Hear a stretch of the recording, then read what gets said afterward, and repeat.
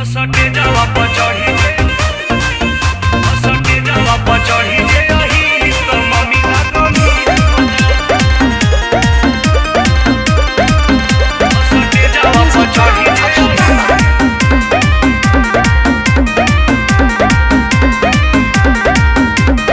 आइल बानी नाचे होते घर लोधियाना रे आजू तो हिलाइब हम पूरा समियाना रे बुझलो। अरे आइल बानी नाचे होते घर लोधियाना रे आजू तो हिलाइब हम पूरा समियाना रे जही भी कैसो है करी खूबे ऐसो करनी मन तो कदीर हो जाई। असटे जावा प चढ़ी जे अही तो मम्मी ला गंभीर हो जाई। अच्छा असटे जावा प चढ़ी जे अही तो मम्मी ला गंभीर हो जाई। कालिका स्टूडियो आरा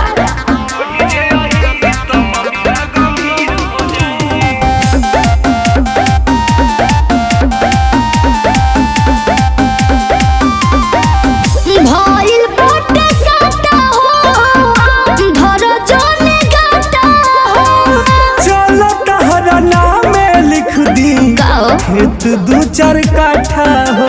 जिया राजा सुनो ए भइल बाटे साटा हो धर जोने गाटा हो तो चलो तहरा नामे लिख दी खेत 2-4 काठा हो।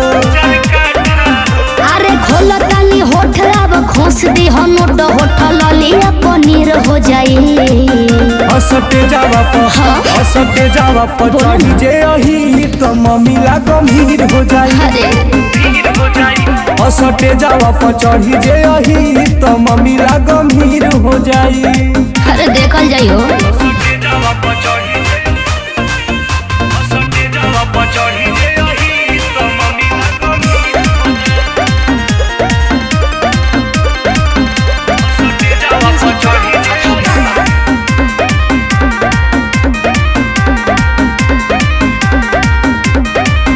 मालनी मन चिन्हली अपना लायक बेनली गोलू अनिल टुन तोहके गाओ खड़े खड़े कीन ले।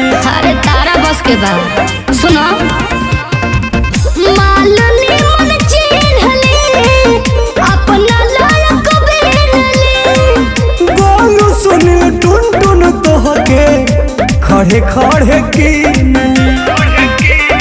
सुनो हम हो बानी राजी अब कल रंग बाजी ना तो अफसोस फिर हो जाई। असटे जावा प चढ़ी जे अही तो मम्मी ला गंभीर हो जाई। असटे जावा प चढ़ी जे अही तो मम्मी ला गंभीर हो जाई।